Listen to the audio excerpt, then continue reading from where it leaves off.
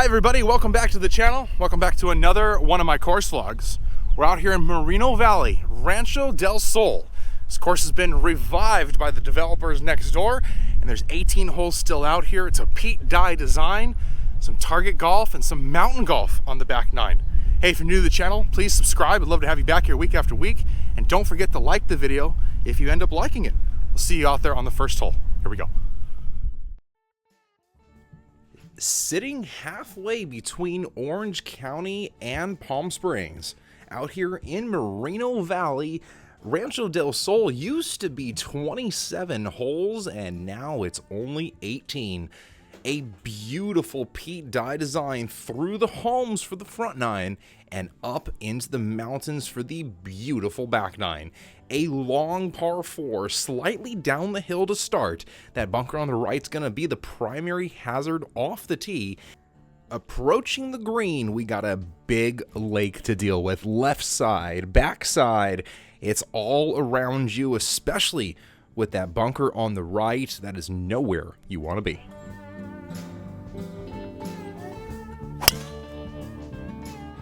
Now, I showed up just in time for my tee time today and had absolutely no warm-up, so that one got blasted right down the driving range here on the first hole and to the right.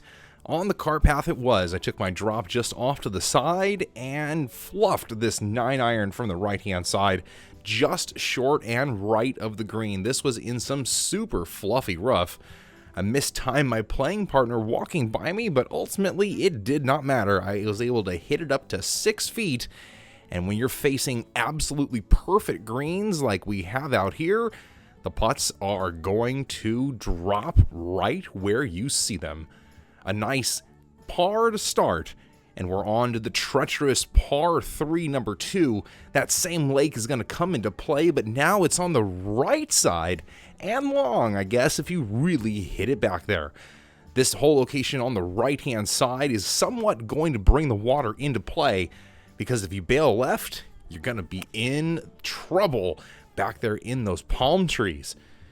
Now, I did go a little bit left, but thankfully it ended up just a little bit short for me. Middle of the green here. We're looking for the 2-putt par to get out of this tough hole with a nice par.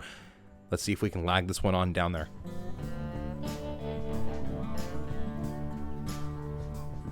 Not exactly my best effort. It's always been my short game that's been my trouble, and, you know, out here with perfect greens and perfect surrounds, I'm hoping to be able to see some putts go in and chips get close, but ultimately, if that ball doesn't get in the hole, we're not going to be able to put a good score on the card. The par 5 third hole here, the water might come into play for some of you. It really depends on how far you can hit your tee shot. For me, thank God I can hit it far enough that it takes everything out of play. We're going to have to shoot the gap here through this little trench and up the hill all the way to the green. You might not see it from your approach. This green is protected on the left by a bunker, and if you miss severely down to the right, that's down into a big gully that's separating the fairway from, I think that's the 6th or 7th fairway, coming back on the other side.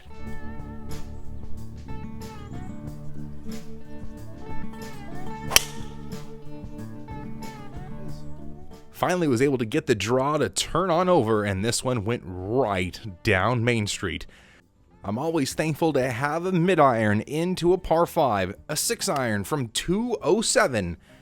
I thought I could get this one all the way back and up to the hole, but with the little bit of morning dew, I just couldn't quite get it all the way there. A fluffy chip shot, though, from this overseeded rye right around the greens. It's like having an absolutely perfect lie every single time.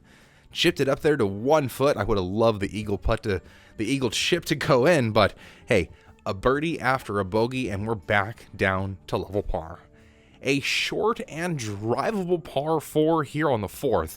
It's not really something I'm looking to go for, though. As you get to the green, there is just too much trouble getting down there. So I'm going to be laying this one back to the middle of the fairway and hoping to trust my wedge to get it close to this right hole location.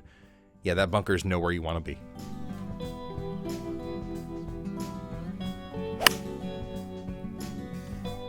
Now that was a 5-iron for me off the tee. I'm looking to hit my drive just over 200 yards, leave myself a nice 125 into this right hole location.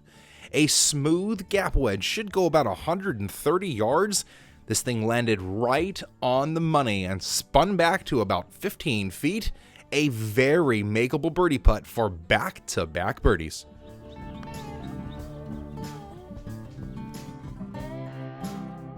You should never leave a birdie putt short. Oh, that's just terrible. Leaving it right in the heart, a couple inches short. Now we're facing two very difficult par 4s back-to-back here, the 5th and the 6th. Number 5 is going to be heading up the hill and back into a little protected green. First, the tee shot, though, is going to have to navigate this ravine that crosses the fairway. You might have to lay it back of that ravine, leaving yourself a long approach up the hill and into this protected green. Protected not by sand, but by the terrain on the right-hand side. It's a severe drop-off.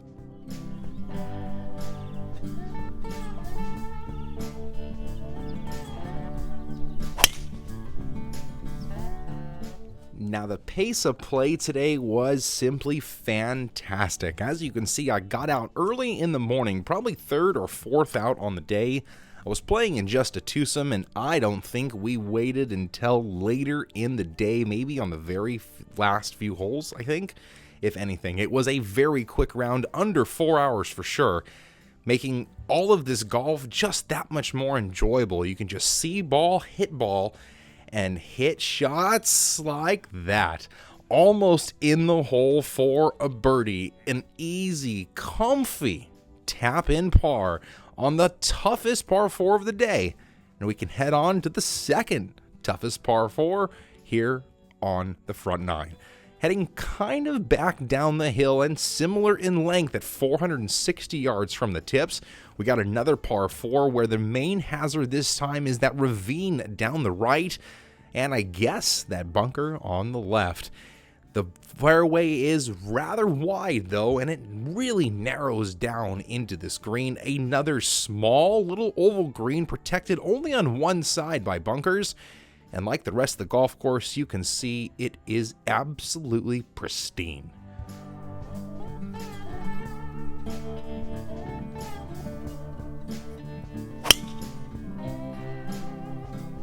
Now the tempo was on point, the driver was working, and it was another one sent right down Main Street. I love it when the driver's on. A simple gap wedge again from 130 yards. I thought I flagged this one perfectly, but I pushed it just a little bit out to the right. It was in that fluffy rough once again, and I really read this chip shot well.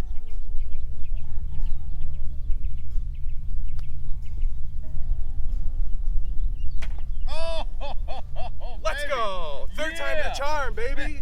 Yes! There's that practice. Oh my God!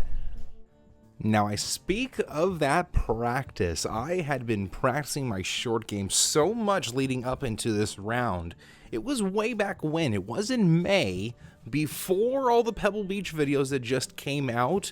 Just in case you didn't see those, make sure you check the links in the channel below. Pebble Beach, on display, just like this. You're not going to want to miss it. Now, this par 5 7th hole here snakes its way around through that horizontal hazard there. It's just a little ravine. If your ball's in there, you should be able to find it without trouble. But if your ball's right of the green, you're not going to be able to find that at all. In the lake, and lost for sure.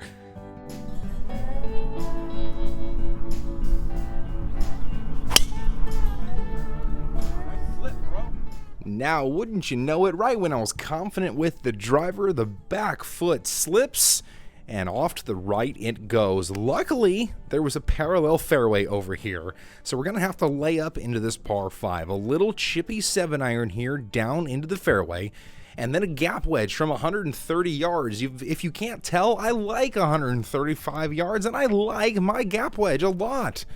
Even though I tend to keep missing the green. I just gotta like that yardage, so we gotta keep going with it, right? Up and down is not quite as easy on this hole. We're going to have to sink a long par putt to salvage. It's just not meant to be. A bogey drops us back to even par, and we got 2 holes left here. An uphill par 3. This 8th hole is gorgeous. Just a little flip wedge for most of us. 140 yards to a center green, and we're facing a back hole location this time. Now, I took a pitching wedge to this 145-yard flag. It landed in the middle of the green and took off back to the front. A ton of backspin on this shot, way too much. I just sent it up to the clouds way, way too high. About 4 feet left here to clean up for the par. It's a little bit closer than the last one that we saw a few holes back, and it was nice to bang that one in after the bogey on the last hole. Now another short par 4 to close off the front 9, and this time I'm going to take advantage. 336 yards, but this one's straight up the hill. The same hill that you come down on the first hole, we're heading right back up, and it is significant.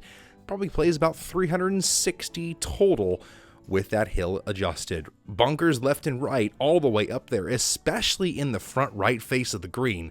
But with that front left hole location, I hope it won't bring any of the bunkers into play. Now, knowing what the hole looked like, I was just trying to play this driver down the left-hand side and as close to the green as possible. And now we got to get up and down from about 45 yards, which, to be honest, is a very awkward number. I shouldn't have left myself there at all. Should have taken an iron off the tee, and left myself maybe a gap wedge into the green once again.